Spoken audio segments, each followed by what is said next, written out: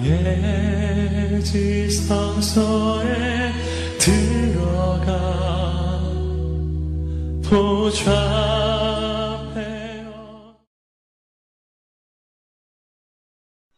안녕하세요. 만나서 반갑습니다. 네, 소개받은 김종 목사입니다. 오늘 특별히 굉장히 부족한 사람인데 오늘 그 갈릴교회 방문해서 저희 학교의 사역과 또한 교사 헌신 예배에 함께한 우리 선생님들에게 또 말씀으로 도전할 수 있는 기회를 주신 하나님과 또 김용훈 목사님 모든 교우분들에게 먼저 감사의 마음을 전하도록 하겠습니다. 다시 한번 감사합니다. 네. 시간이 많지 않아서 제가 좀 빠른 속도로 진행해야 될 것 같아요. 그래서 오늘 저에게 주신 시간이 대략 한 30분 정도 되는데 제가 이 시간 안에 최대한 시간을 맞춰보려고 노력하도록 하겠습니다. 그래서 전반부에는 지금 제가 사역하고 있는 서울외고에서 다음 세대를 어떻게 말씀으로 양육하려고 애쓰고 또 고군분투하는지 저희 학교에 관한 좀 이야기를 좀 하려고 해요. 이 사역을 나누는 건 우리가 지금 이렇게 잘하고 있으니까 제가 자랑하려고 나오는 것이 아니라 정말 영적인 전쟁터와 같은 한복판에서 이 땅의 다음 세대를 키워내는 일에 정말 여러분들의 기도가 절대적으로 필요합니다. 그래서 사역을 나누는 것을 통해서 저희 학교에서 꼭 기도해 주십사 하는 마음으로 제가 저희 학교에 관한 사역을 나누고요. 그리고 나서 후반부에 시간이 허락하는 범위 안에서 오늘 제가 누가복음에 있는 말씀으로 또 교사헌신 예배 가운데 함께하는 우리 선생님들 또 이 자리에 모인 여러 교우분들에게 같이 함께 말씀으로 도전하고 은혜 받는 시간 나누려고 합니다. 이 시간 제가 말씀 나누기 전에 짤막하게 기도하고 시작하도록 하겠습니다. 하나님 감사합니다. 진리 영으로 함께하여 주셔서 이 시간 하나님께서 말씀하시는 것마다 우리가 들을 수 있는 눈을 열어주시고 또 하나님께서 말씀하실 때 우리가 그 말씀 가운데 순종할 수 있는 겸손의 마음을 허락하여 주시옵소서. 모든 것 주께 감사드리며 예수님의 이름으로 기도합니다. 아멘. 이 인근에 서울외고가 있는데 아마 근처에 안 가보신 분들도 있을 것 같아서 서울외고가 어떻게 생겼는지 잠깐 보여드리도록 하겠습니다. 제 소개를 잠깐 하자면 앞서 소개받았던 것처럼 지금 서울외고의 교목으로 함께하고 있고요. 제가 학기 초에 수업하기 전에 아이들한테 제가 어떻게 살아왔고 제 가족 소개를 하면 저에 대해서 조금 친근한 마음을 갖게 되더라고요. 그래서 항상 제 가족을 소개하는데 이렇게 못생긴 두 아이와 아내와 함께 살고 있습니다. 저 사진을 찍고 나서 제 아내가 되게 못마땅했어요. 이 사진을 저희 교회 형제가 찍어줬는데 아마 자세하게 보면 아마 제 아내의 배가 굉장히 불룩하게 튀어나와서 뱃살이 아닌가 이렇게 오해하실 수 있지만 뱃살이 아니라 셋째가 있고 다음 달 이제 셋째가 태어나게 됩니다. 그래서 남들은 애국자라고 그렇게 얘기하는데 애국자라고 말만 하지 사실 국가에서 저에게 애국자에 대한 예우를 안 해주더라고요. 그래서 애 셋 나면 뭐 국립묘지에 묻히게 해준다든지 뭐 이런 파격적인 좀 혜택이 있어야 애국자에 걸맞는 대우가 아닌가 뭐 그런 생각이 들어지는데 여하튼 세 아이의 아빠가 이제 곧 됩니다. 그 녹천역에 가면 이런 건물이 있는데요. 굉장히 작고 아담한 학교입니다. 저희 학교 건물이고요. 저희 학교에 대한 그 간략한 역사를 좀 소개를 드리면 1993년도에 이제 위례 외국어 고등학교라는 이름으로 학교가 설립되게 되었어요. 그러다가 하나님의 특별한 은혜가 있어서 그 계획하심에 2005년 서울 외국어 고등학교로 바뀌면서 기독교 학교로 이제 전환을 하게 되었습니다. 그러니까 아는 것처럼 처음 학교가 만들어질 때부터 크리스찬 학교가 아니라 이미 학교가 설립된 지 한 10년이 지나서 기독교 학교로 전환하다 보니까 굉장히 여러 가지 어려움들이 있었어요. 그래서 지금도 여전히 우리가 일반적으로 생각하는 그런 미션 스쿨하고는 많이 달라요. 대부분의 선생님들도 다 난크리스찬이고요. 또 학교의 실질적인 모든 행정과 책임을 관할하는 교장 선생님, 교감 선생님도 다 난크리스찬이세요. 그런 한복판에서 아이들과 더불어 함께 양육하고 또 예수님 주시는 마음으로 또 말씀을 훈련하는 그런 곳이 바로 서울외고입니다. 그래서 2018년 지금까지 25회 이제 입학생이 됐고요. 오늘 제가 오라 그랬는데 이 교회에 지금 1학년 우리 2명의 친구가 있어요. 혜민이랑 준원이. 혜민이가 우리 준원이를 전도해서 같이 함께 신앙생활하고 있는데, 특별히 이 교회에 같이 함께 신앙생활하고 있는 아이들을 위해서도 더 기도해야 하지만, 우리 혜민이나 준원이 같은 또래 많은 아이들이 또 저희 서울외고 안에 있어서 또 신앙으로 그렇게 자라나가고 있습니다. 저희 학교가 키워내려고 하는 몇몇 가지 좀 인재상이 있는데요. 첫 번째는 우리 학교를 통해서 아이들이 자기 혼자만 잘 먹고 잘 사는 그런 성공한 사람으로 살아가는 건 아니라 예수님의 그 사랑과 섬김의 마음을 품고 세상을 섬기는 그런 영적인 리더가 됐으면 좋겠다, 그런 바람이 있고요. 또 두 번째는 여기가 외고잖아요. 특별히 외국어를 통해서 세상을 좀 넓게 섬길 수 있는 글로벌 리더로 자랐으면 좋겠다. 그리고 마지막으로 이 아이들이 살아갈 시대는 아마 통일 한국을 분명히 살게 될 거예요. 우리가 원하든 원하지 않든 분명히 아이들이 이제 통일의 세대를 살아가게 될 텐데, 그 통일의 세대 가운데 이 아이들이 어떻게 통일 일꾼으로 준비될 것인지, 미래 일꾼을 키워내는 퓨처 리더에 대한 이 세 가지 비전을 품고 아이들을 양육하고 있어요. 그래서 구체적으로 이 세 가지의 목표를 가지고 어떤 사역들을 해나가는지 제가 하나하나 좀 소개하도록 하겠습니다. 첫 번째로 이제 영적인 리더를 나감에 있어서 그 중심은 예배죠. 그래서 수요일마다 아이들이 모여서 예배할 뿐만 아니라 일주일 동안 여러 가지 소모임이 있어요. 아침 기도 모임이 있고 또 목요 중보 모임이 있고, 특별히 나는 말씀 안에 더 깊이 성장하고 싶어하는 아이들 월요일, 화요일, 금요일 그룹으로 나눠서 저희가 성경 공부하고 있는데요. 영상 하나 보여드리도록 하겠습니다. 뭐 아무리 많은 설명이 있어도 한번 보는 게 낫죠? 저희 학교 채플 어떻게 드리는지 잠깐 보여드릴게요.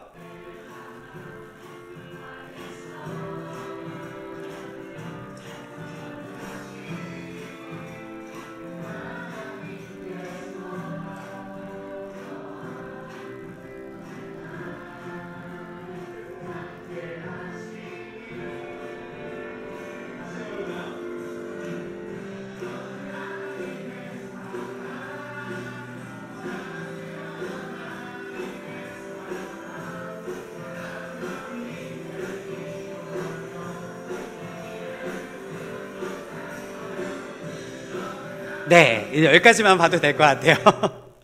굉장히 많은 아이들이 지금 저희 학교 비전호를 꽉 채워서 예배하고 있는데요. 저는 제가 목사님께도 와서 잠깐 말씀드렸지만 저희 학교 채플이 기적이라고 하는 이유는 다른 미션 스쿨들은 아이들이 원하든 원하지 않든 무조건 의무적으로 채플을 드리게끔 되어 있는데 저희 학교는 자율 채플이에요. 그래서 채플에 참가하고 싶은 아이들은 참가하지만 나는 채플 별로 드리고 싶지 않다 하는 아이들은 도서관에 올라가서 자습하게끔 되어 있는데, 제가 1학년 아이들 들어오면 그 종교 조사를 하거든요. 이 아이들을 신앙적으로 인도하기 위해서 어떤 도움이 필요할지 아이들의 성향도 묻고 또 신앙적인 배경도 묻고 있는데, 보통 한 30% 내외의 학생들이 신앙을 가지고 있다라고 적어요. 그런데 지금 저희 학교 채플에는 무려 1학년 같은 경우는 70%에 해당하는 아이들이 수요일마다 자율 채플임에도 불구하고 채플에 참여하고 있습니다. 특별히 다음 세대 이 청소년기 때 복음을 접하는 게 얼마나 중요하냐면, 사실 대학에 가서 복음을 접하고 말하자면 그리스도인으로 헌신할 비율이 채 3%가 되지 않는다고 해요. 우리가 보통 선교학에서 3% 미만을 미전도 종족으로 이야기하고 있는데, 오늘날 한국의 대학생들이 미전도 종족이라는 것이죠.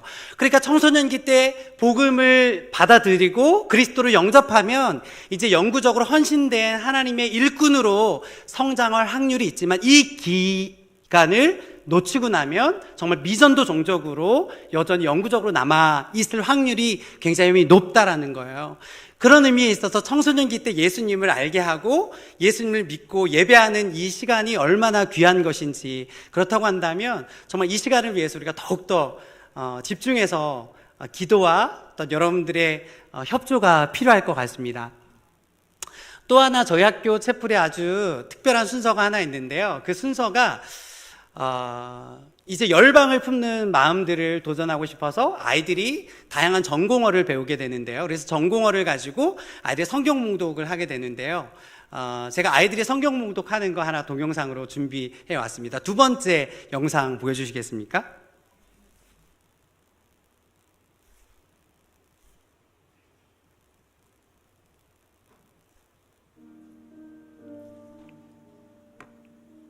오늘 우리에게 주시는 하나님의 말씀은 데살로니가후서 1장 3절 말씀입니다. 형제들아, 우리가 너희를 위하여 항상 하나님께 감사할지니 이것이 당연함은 너희 믿음이 더욱 자라고 너희가 다 각기 서로 사랑함이 풍성함이니. Debemos siempre dar gracias a Dios de vosotros, hermanos, como es digno, por cuanto vuestra fe va creciendo y la caridad de cada uno de todos vosotros abunda entre vosotros. 아멘. 네, 스페인어를 전공하는 학생인데요. 그 학생이 우리 채플 때 봉독했던 그걸 이렇게 영상으로 저희가 만들어서 저희 학교 학생들이 다 같이 공유하는 그 유튜브에 올리기도 해요. 그래서 아이들이 자연스럽게 말씀을 익힐 수 있도록 그런 일들을 하고 있습니다. 두 번째로 이 아이들이 그저 그냥 외국어만 잘하는 게 아니라 그 외국어를 통해서 세상을 섬기는 아이들로 자라가기를 원한다고 그랬잖아요. 그래서 두 번째 큰 목표가 이제 세상을 섬기는 글로벌 리더로 키우는 일인데요. 그래서 저희가 1년에 한 4번 정도 전공어별 선교사님을 초청해서 글로벌 체인저라는 이름으로 특강을 그렇게 진행해요. 그래서 직접 가는 선교사뿐만 아니라 보내는 선교사로서의 비전도 품게 하고요. 그 다음에 매년 겨울방학 때 이제 해외 봉사활동 프로그램을 진행합니다. 작년에 저희가 캄보디아로 다녀왔고요. 올 겨울방학에 이제 라오스로 가게 되는데 작년에 저희가 캄보디아 가서 활동했던 몇 가지 사진을 갖고 왔어요. 이렇게 가서 저희 학교 그 1학년 학생들이 태권도를 배우거든요. 그래서 태권도 공연하기도 하고 수업 시간에 이렇게 직접 들어가서 이틀 동안 아이들이 다양한 미술, 체육, 음악, 또 외국어 수업을 진행하기도 했었고 또 그 아이들하고 같이 함께 친선 활동하는 이런 활동도 진행했었습니다. 그리고 마지막으로 이제 통일 한국을 살아갈 통일 일꾼을 키워내는 것 굉장히 중요한 것으로 삼고 특별히 저희 학교에 아주 자랑할 만한 하나의 프로그램이 있다면 전국에서 유일하게 정규 교과 시간에 일주일에 한 번씩 통일 수업을 하는 학교는 아마 저희 학교가 유일할 것 같아요. 그래서 저는 다른 데 가서 제가 자랑할 때 저희 학교가 무슨 좋은 대학에 가고 또 아이들이 어느 대학에 얼마나 많이 갔는지 이런 거 별로 자랑하지 않아요. 그거는 저에게 별로 자랑거리가 되지 않는 것 같아요. 정말 자랑할 건 이 아이들이 통일한국을 이끌 통일 리더로 자라게 될 것을 저는 어디 가서 마음껏 자랑하거든요. 그리고 실제적으로 그런 교육들이 저희 학교 안에서 일어나고 있습니다. 얼마 전에 이제 서울대학교 통일교육센터에서 그 아이들 교육 자료를 만들었는데 그 교육 자료에 저희 학교 학생들을 대상으로 한 인터뷰 자료가 있어서 제가 그거 짤막하게 보여주도록 하겠습니다. 우리 10대 청소년들은 통일에 대해서 어떻게 생각을 할까요? 대한민국과 이제 북한이 통일을 이루어가지고 북한을 또 도와주면서 그 사회에서 억압받고 있는 사람들과 함께 살아가야 된다고 생각했습니다. 서로 이렇게 전통과 적대적인 한국 쪽에서 하는 통일이 어떤 의미가 있는지 또 통일이 되었을 때 그 한민족으로 되기 위한 파악의 가능성이 있는지 이러한 여러 것들을 생각해 보았을 때는 통일 말고도 다른 좋은 방법이 있을 거라 저는 생각해요. 물론 지금 현재를 살아가는 우리로서 사회적으로나 문화적으로, 정치적으로 좀 많이 달라지고 또 이게 유기적으로 작용하기 때문에 국민들의 정서도 불안해지긴 했는데 솔직히 이게 장기적으로 봤을 때 지금 인터뷰하는 저 학생이 작년 우리 학교 그 찬양팀 부장이었어요. 시행착오면서도 기회이지 않을까라는 생각이 들어서 통일은 중요한 것이라고 생각합니다. 네, 여러분 한국의 청소년을 붙잡아 두고 길 가다가 통일이 무엇이냐라고 물어볼 때 이렇게 통일에 대한 어떤 긍정적인 비전과 이상을 이야기할 수 있는 20대 청소년이 과연 얼마나 될까 저는 생각해 볼 때, 그래서 더더욱이 이 학교에서 통일 교육을 받은 아이들이 저는 통일 한국의 정말 희망이고 일꾼이라고 생각합니다. 이런 여러 가지 그 내용들을 실은 저희가 담아서 하는 그 교육 과정이 있어요. 미션 스쿨 같은 경우에는 성경 수업을 하지만 저희 학교는 성경 수업을 할 수 없어요. 그래서 성경 수업 대신에 제가 일주일에 한 번씩 라이프 디자인이라는 내용을 통해서 아이들과 함께 만나고 있는데요. 실은 라이프 디자인이라는 이름을 지은 목적이 있어요. 아이들은 모르지만 저는 이런 의도를 가지고 이 교과를 만들고 개발하는 거죠. 하나님 우리에게 생명을 주신 라이프 기버세요. 그렇죠? 그분이 우리에게 생명을 주셨는데, 생명을 주셨을 뿐만 아니라 그분은 우리의 인생을 디자인해 가시는 라이프 디자이너시죠. 그래서 결국 이 수업을 통해서 아이들이 나에게 생명을 주신 원래적인 창조자가 누구인지를 발견하게 하고, 결국 하나님의 창조 사역에 맞게 하나님 나라의 일꾼으로 우리가 어떻게 내 인생을 디자인할 것인지를 이 수업을 통해서 전달하려고 하고 있습니다. 그래서 제가 이 책의 서문에 이런 글을 썼어요. 아이들이 읽던 읽지 않던. 하나님의 많은 속성들 중에 하나는 그분 자신의 창조성입니다. 하나님은 최고의 디자이너셨습니다. 이 세상을 창조하시고 지금도 이 세상을 계속해서 디자인해 가시기 때문입니다. 그러므로 하나님의 속성으로 창조된 우리 또한 창조성을 담지하고 있으며 그분의 파트너가 되어 역사의 일부분을 디자인해 나가고 있는 중입니다.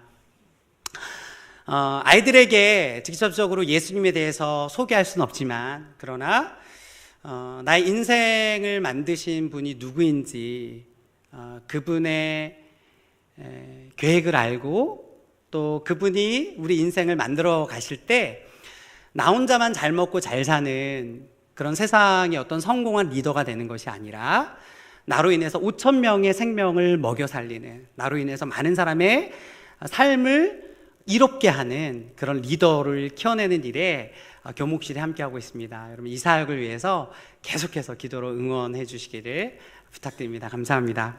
네.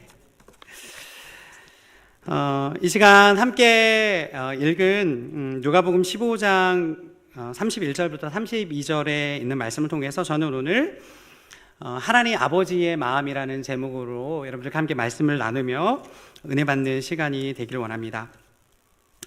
오늘 우리가 함께 읽은 이 비유는 우리 모두에게 잘 알려진 아주 유명한 내용이죠. 화가 렘브란트는 이 둘째 아들을 받아들이는 아버지의 모습을 탕자의 귀환이라는 제목으로 그리기도 했습니다. 많은 설교에서 이 본문을 인용해요. 허물 많은 둘째 아들을 기쁘게 받아들이는 무한하고도 제한 없는, 또 조건 없는 아버지의 사랑을 이야기했는데요. 그런데 이 비유의 말씀을 우리가 보다 종합적으로 이해하기 위해서는 이 말씀이 시작되는 당시의 상황을 이해할 필요가 있습니다.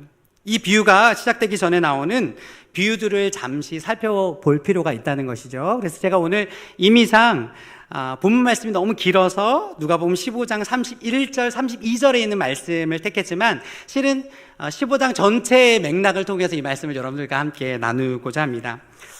읽지는 않지만 누가복음 15장 첫 구절은 이렇게 시작하고 있습니다. 모든 세리와 죄인들이 말씀을 들으러 가까이 나아오니 바리새인들과 서기관들이 수근거려 이르되 이 사람이 죄인을 영접하고 음식을 같이 먹는다 하더라. 이 말씀 바로 다음에 이제 누가복음 15장에 세 가지의 비유가 기록되어 있습니다. 첫 번째는 선한 목자가 99마리의 양을 놓아두고 잃어버린 한 마리 양을 찾아 나서는 목자의 비유가 첫 번째로 기록되어 있고요. 둘째 비유는 드라크마라는 은전 하나를 잃어버린 후 등불을 켜고 집안의 구석구석을 쓸면서 은전 하나를 찾고 있는 어느 한 여인의 이야기가 기록되어 있고요. 그리고 세 번째가 바로 유명한 탕자의 비유, 집 나간 둘째 아들, 잃어버린 아들을 찾고 있는 아버지의 비유입니다. 15장 1절 2절이 시작하고 있는 것처럼 당시 예수님의 설교에 대해서 커다란 호응을 보였던 사람들은 그 당시 사회의 소외 계층에 속한 사람들이었습니다. 우리가 잘 알고 있던 것처럼 대부분 세상에서 하층민들, 또 많은 사람들의 손가락과 지탄을 받게 되었던 그런 부류의 사람들이었던 것이죠. 세리, 창기, 죄인 뭐 이런 사람들이 예수님의 설교에 반응하고 돌아오기 시작했던 것입니다. 그래서 이런 반응들을 보면서 2절 말씀을 보니까 바리새인들과 서기관들이 굉장히 못마땅하고 원망했다라는 거예요. 그들이 생각할 때는 세상의 속된 말로 인생 밑바닥을 살아갔던 그런 사람들, 세상에 가장 극악무도한 죄인이라고 취급받았던 그런 사람들이 예수님의 말씀을 듣고 복음을 들어 변화받은 그런 새로운 인생을 살아가는 것이 너무나도 못마땅하고 꼴불견으로 보였던 것이죠. 그러니까 오늘 본문 말씀은 바로 이런 당시 바리새인들, 종교인들의 잘못된 생각에 대한 예수님의 훈계라고 보면 될 것 같습니다. 여러분, 바리새인들이 대개 어떤 사람들이었습니까? 우리가 이미 잘 알고 있는 것처럼 도덕의식이 아주 뛰어난 사람들이었습니다. 그리고 전통과 규율, 법칙 이런 것들을 아주 중요시 여기는 사람들이죠.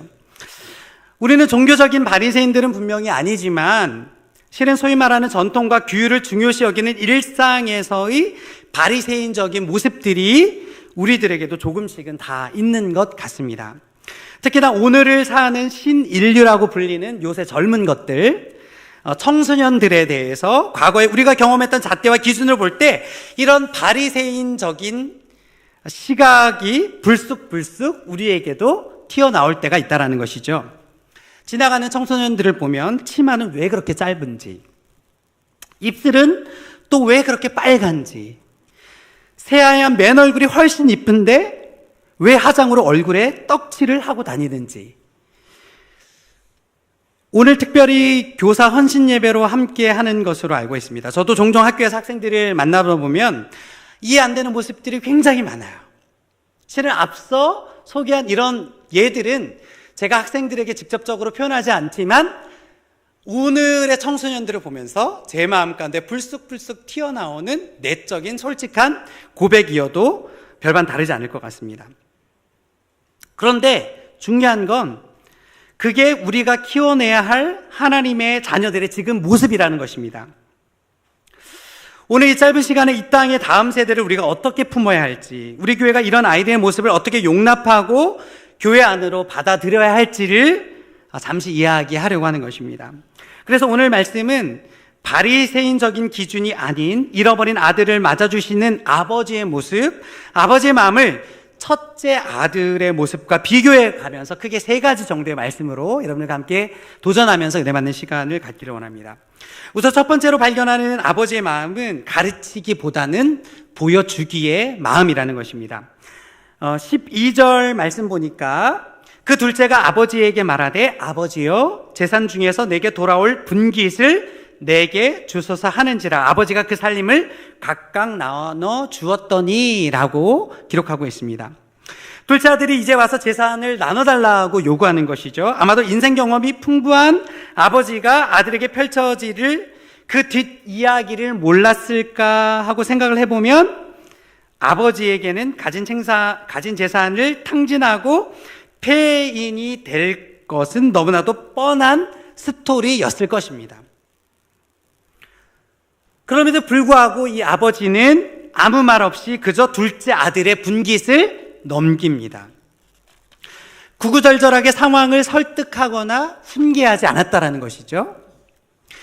반면에 집 나가 돌아온 둘째 아들, 자기 동생을 보고 잔치를 베푼 아버지를 보고 첫 번째 아들이 어떻게 반응하는지를 한번 볼까요? 29절 전반부에 보니까 이렇게 기록되어 있습니다.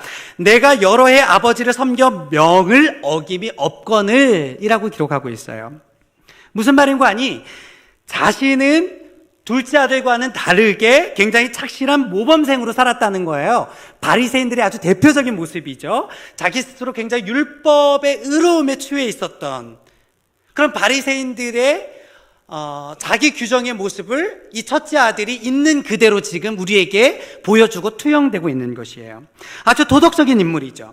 평소에 자기 기준이 분명해서 아무도 평가하거나 가르치기를 좋아했을 법한 캐릭터입니다. 얼마 전에 제가 학생들과 수업을 하면서 너희들이 살고 싶은 세상이 어떤 세상인지를 한번 물었어요. 그리고 모둠안에서 활동을 하고 그것을 발표하라고 했는데, 그랬더니 어떤 한 모둠의 학생들이 발표를 하는데, 얘네들이 살고 싶은 세상이 곧 꼰대가 없는 세상이라고 하면서 발표를 했어요. 여러분, 꼰대가 어떤 사람인지 아세요? 아마 제가 설명하지 않아도 여러분들 스스로에게 한번 물어보세요. 내가 꼰대인지 아닌지. 자, 그래서 제가 학생들에게 다 알지만 한번 물어봤어요. 야, 그러면 꼰대가 어떤 사람이냐라고 했더니 옛날에는 말이지 하면서 여전히 과거에 머물러 있는 기성세대. 자기들을 이야기보다는 훈계하기만 하는 그런 사람들을 꼰대라고 이야기했습니다.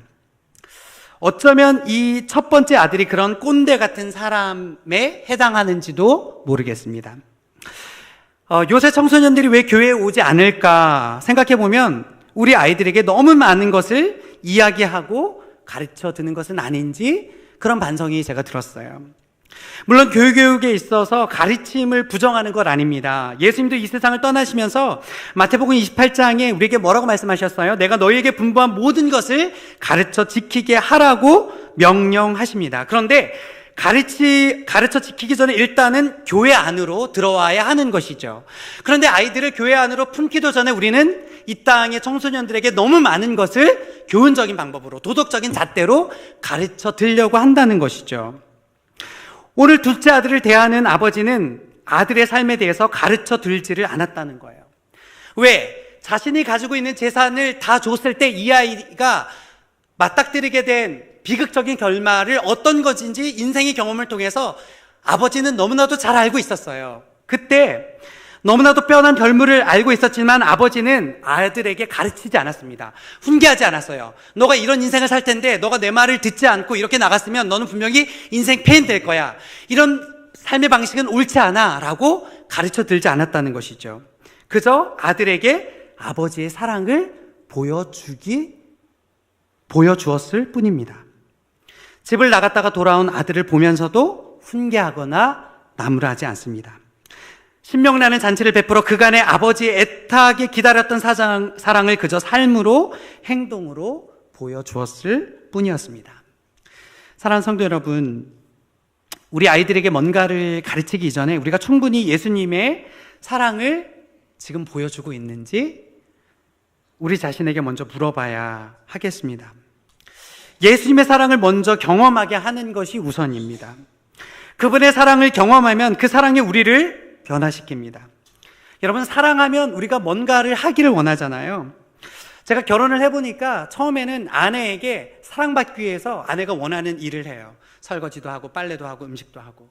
그런데 이제 한 산지 7년 정도 되니까 아내를 진심으로 사랑하게 돼요. 그러고 나니까 이제는 아내를 위해서, 그전에는 내가 사랑받기 위해서 뭔가를 해줬다면 이제는 아내를 사랑하니까 아무 이유 없이 조건 없이 뭔가를 하게 되는 제 모습을 발견하게 되었어요.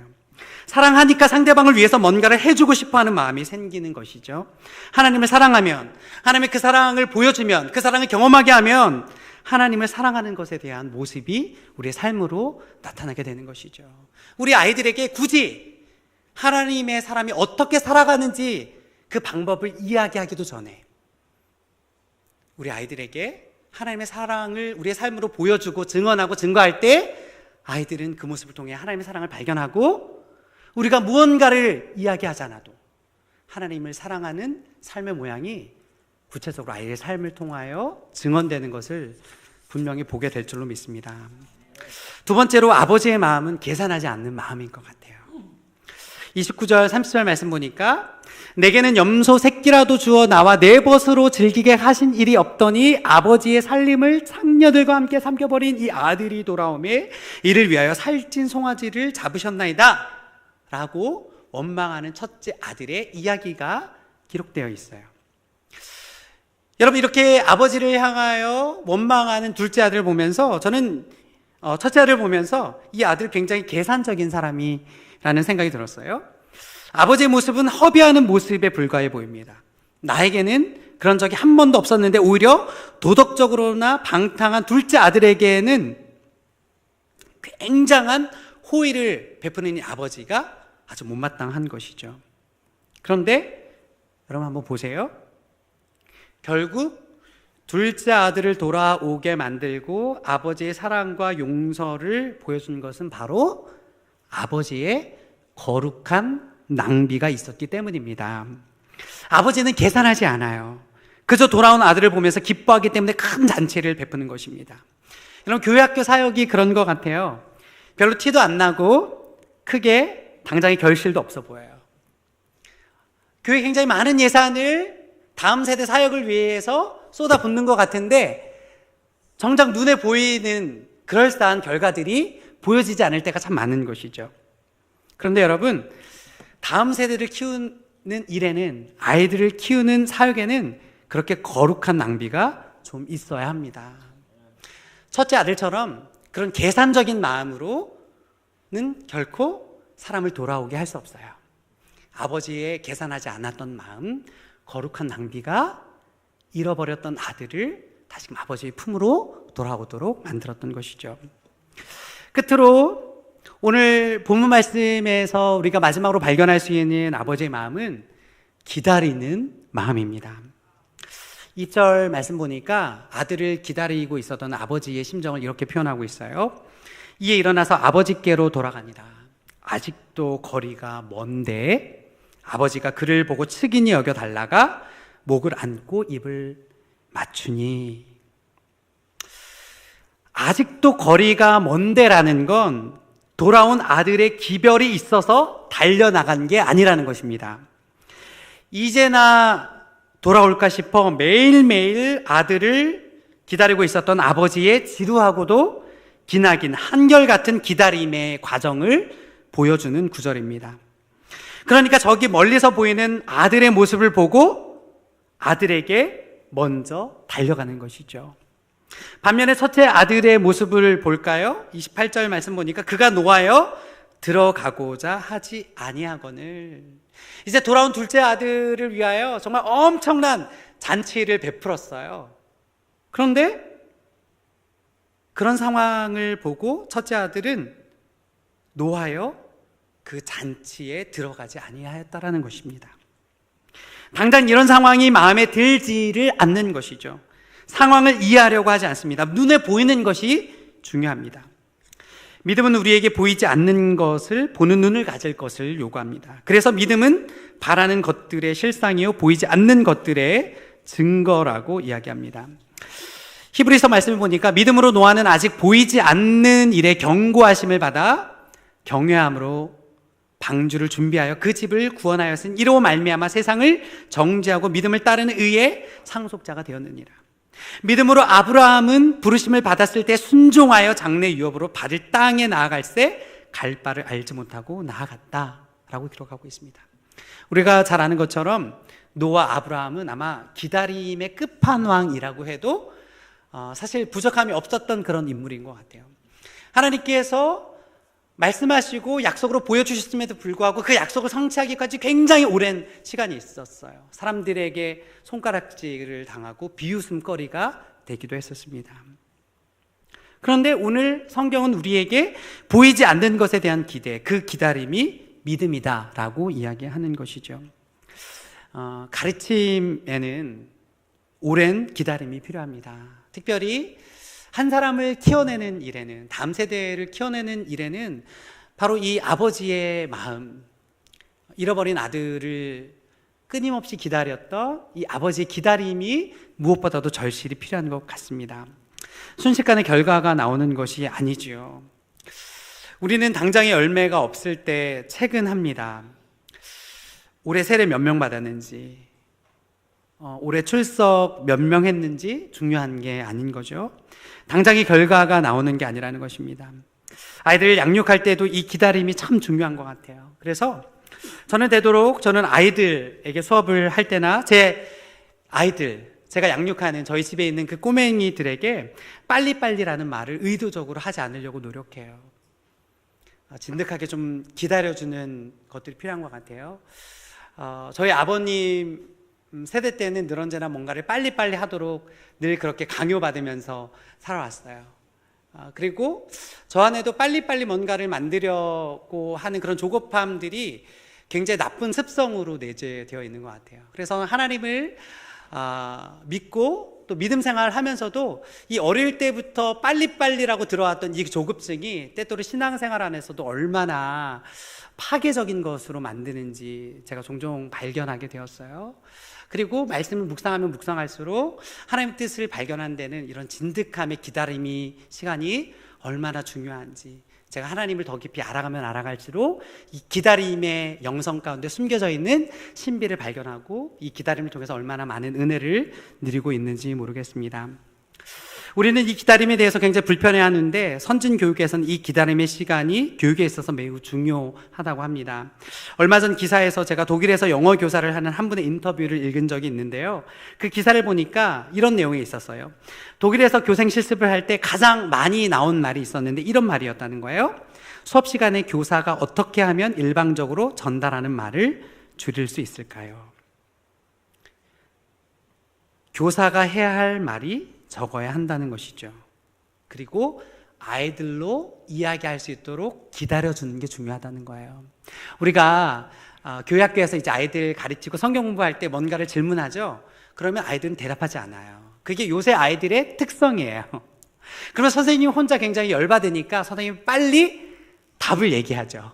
그런데 실은 이 기사에 제가 굉장히 인상 깊게 봤던 한 구절이 있었어요. 수업 내용을 돕기 위해 그림을 하나 보여준다고 합시다. 교사는 그냥 아무 말 없이 그림만 보여줍니다. 학생들이 그림을 보는 동안 교사는 가만히 기다립니다. 우리 같으면 벌써 애간장에 타서 답을 얘기했겠지만 어느 정도 시간이 흐르면 아이들이 스스로 손을 들기 시작한다는 거예요. 한 아이가 자신의 생각을 말하고 나면 그 학생이 다른 학생의 이름을 부릅니다. 중간에 침묵의 순간이 오면 짧은 단어나 질문을 주고 학생들이 다시 이야기를 이끌어 가게 합니다. 여러분 좀 기다려주세요. 아이들을 가르칠 때도 교사가 정답을 주려고 하지 말고 아이들을 좀 기다려주세요. 아이들이 이야기할 수 있도록. 그리고 우리 교회 성도님들도 좀 기다려주세요. 몇 명 나왔는지 얼마 모였는지 묻지 마시고 좀 기다려주세요. 그게 바로 하나님 아버지의 마음입니다. 이제 말씀을 마무리하려고 합니다.